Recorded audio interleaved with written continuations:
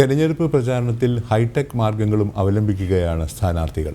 പോസ്റ്ററിലും ഫ്ലെക്സിലും നോട്ടീസിലുമെല്ലാം QR കോഡാണ് യുവ വോട്ടർമാരുടെ മനസ്സിലേക്കെത്താനുള്ള പുതിയ മാർഗം.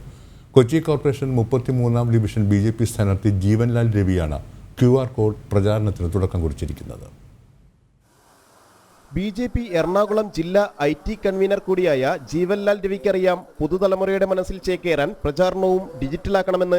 ജീവൻലാലിനായുള്ള അഭ്യർത്ഥന നോട്ടീസിൽ മാത്രമല്ല ചുവർ പോസ്റ്ററുകളിലും വലിയ ഫ്ലെക്സ് ബോർഡിലും വരെ QR കോഡുണ്ട്. ഇത് സ്കാൻ ചെയ്താൽ ജീവൻലാൽ രവിയുടെ ഫേസ്ബുക്ക് പേജിലേക്ക് കയറും. ഇതിൽ ഡിവിഷനായി സ്ഥാനാർത്ഥി മുന്നോട്ട് വയ്ക്കുന്ന വികസന രേഖയും പ്രചാരണ പ്രവർത്തനങ്ങളുമെല്ലാമുണ്ട്. സോഷ്യൽ മീഡിയ ക്യാമ്പയിനിൽ ഇതുമായിട്ട് കണക്ട് ചെയ്യുക എന്നുള്ളതാണ് പ്രധാനമായിട്ട് ഉദ്ദേശിക്കുന്നത്. നമ്മളുടെ ഈ ഒരു നോട്ടീസ് കിട്ടുന്ന ആൾക്ക് നമ്മുടെ മുഴുവൻ പ്രചരണങ്ങളും കാണുവാനുള്ള ഒരു അവസരമുണ്ട്. നമ്മൾ വ്യത്യസ്തങ്ങളായ പ്രചരണങ്ങൾ ഇവിടെ സംഘടിപ്പിക്കുന്നുണ്ട് സോഷ്യൽ മീഡിയയിൽ.